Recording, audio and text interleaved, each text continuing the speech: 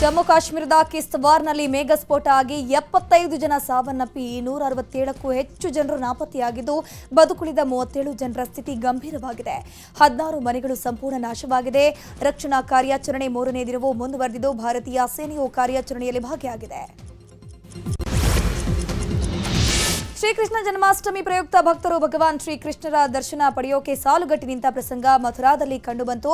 ಉತ್ತರ ಪ್ರದೇಶದ ಮಥುರಾ ಶ್ರೀಕೃಷ್ಣನ ಜನ್ಮಸ್ಥಳವಾಗಿದ್ದು ಬೆಳಗ್ಗೆಯಿಂದಲೇ ಭಕ್ತರು ರಾಧೆ ಕೃಷ್ಣರ ದರ್ಶನ ಮಾಡಿ ಪುನೀತರಾದರು. ಕೃಷ್ಣ ಜನ್ಮಭೂಮಿ ಕೃಷ್ಣ ಜಪದಲ್ಲಿ ಮುಳುಗಿತ್ತು. ಉತ್ತರ ಪ್ರದೇಶದ ಸಿಎಂ ಯೋಗಿ ಆದಿತ್ಯನಾಥ್ ಕೂಡ ಭಾಗಿಯಾಗಿ ಪೂಜೆಯನ್ನು ಸಲ್ಲಿಕೆ ಮಾಡಿದರು. ಮಹಾರಾಷ್ಟ್ರದ ಮುಂಬೈನಲ್ಲಿ ಕೃಷ್ಣ ಜನ್ಮಾಷ್ಟಮಿಯನ್ನ ವಿಶೇಷವಾಗಿ ಆಚರಣೆ ಮಾಡಲಾಗುತ್ತೆ. ಮೊಸರು ಕುಡಿಕೆ ಹೊಡೆಯುವ ಕಾರ್ಯಕ್ರಮ ನಡೆಸಲಾಗಿದೆ. ಇನ್ನು ದಹಿ ಹಂಡಿ ಕಾರ್ಯಕ್ರಮದಲ್ಲಿ ಮಹಿಳಾ ತಂಡವೊಂದು ಮೊಸರು ಕುಡಿಕೆ ಹೊಡೆದು ಜಯಭೇರಿ ಬಾರಿಸಿತು. ಕೇಂದ್ರ ಸಚಿವ ಪಿಯೂಷ್ ಗೋಯಲ್ ಟ್ರೋಫಿ ಹಸ್ತಾಂತರ ಮಾಡಿದವರು. ಠಾಣೆಯಲ್ಲಿ ನಡೆದಂತಹ ಮೊಸರು ಕುಡಿಕೆ ಸ್ಪರ್ಧೆಯಲ್ಲಿ ಬಾಲಿವುಡ್ ನಟ ಸುನಿಲ್ ಶೆಟ್ಟಿ ಭಾಗಿಯಾಗಿದ್ದರು. 100 ಸ್ಪರ್ಧಿಗಳು ಸ್ಪರ್ಧೆಯಲ್ಲಿ ಭಾಗಿಯಾಗಿದ್ದರು.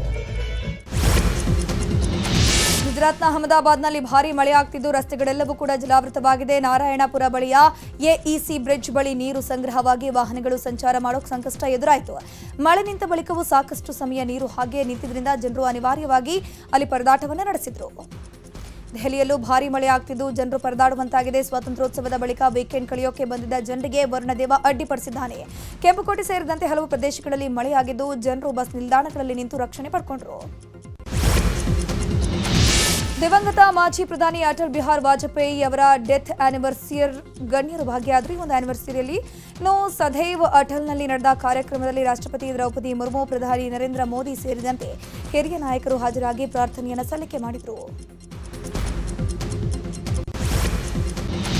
ನ್ಯೂಯಾರ್ಕ್ನ ಸಿಯಾಟಲ್ ಟವರ್ ಮೇಲೆ ಇದೇ ಮೊದಲ ಬಾರಿಗೆ ವಿದೇಶದ ಧ್ವಜವೊಂದನ್ನು ಹಾರಿಸಲಾಗಿದೆ. ಭಾರತದ 79ನೇ ಸ್ವಾತಂತ್ರ್ಯೋತ್ಸವದ ಅಂಗವಾಗಿ 605 ಅಡಿ ಎತ್ತರದ ಬಾಹ್ಯಾಕಾಶ ಕೇಂದ್ರದ ಕಟ್ಟಡದ ಮೇಲಿನ ಗೋಪುರದ ಮೇಲೆ ಹಾರಿಸಲಾಗಿದೆ. ರಷ್ಯಾ ಅಧ್ಯಕ್ಷ ವ್ಲಾದಿಮಿರ್ ಪುಟಿನ್ ಜೊತೆ ಅಲಸ್ಕಾದಲ್ಲಿ ನಡೆದ ದ್ವಿಪಕ್ಷೀಯ ಮಾತುಕತೆ ಬೆನ್ನಲ್ಲೇ ಭಾರತದ ಬಗ್ಗೆ ಟ್ರಂಪ್ ಭರವಸೆ ಬದಲಿಸಿದ್ದಾರೆ. ಅಮೆರಿಕ ಅಧ್ಯಕ್ಷ ಡೊನಾಲ್ಡ್ ಟ್ರಂಪ್ 2ನೇ ಬಾರಿ ಸುಂಕ ವಿಧಿಸದೇ ಇರುವ ಬಗ್ಗೆ ಸುಳಿವನ್ನು ಕೊಟ್ಟಿದ್ದಾರೆ.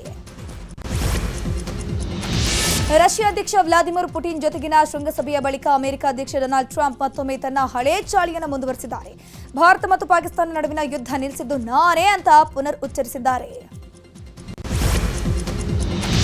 ಅಂತಾರಾಷ್ಟ್ರೀಯ ಬಾಹ್ಯಾಕಾಶ ಕೇಂದ್ರಕ್ಕೆ ಭೇಟಿ ಕೊಟ್ಟು ಅಧ್ಯಯನ ನಡೆಸಿ ವಾಪಸ್ ಆದ ಭಾರತೀಯ ಗಗನಯಾನಿ ಗ್ರೂಪ್ ಕ್ಯಾಪ್ಟನ್ ಶುಭಾಂಶು ಶುಕ್ಲಾ ನಾಳೆ ಭಾರತಕ್ಕೆ ವಾಪಸ್ ಆಗ್ತಾರೆ. ದೆಹಲಿಯಲ್ಲಿ ಆಗಸ್ಟ್ 22 ಮತ್ತು 23ರಂದು ನಡೆಯಲಿರುವಂತಹ ರಾಷ್ಟ್ರೀಯ ಬಾಹ್ಯಾಕಾಶ ದಿನಾಚರಣೆಯಲ್ಲಿ ಶುಭಾಂಶು ಶುಕ್ಲಾ ಭಾಗಿಯಾಗಲಿದ್ದಾರೆ.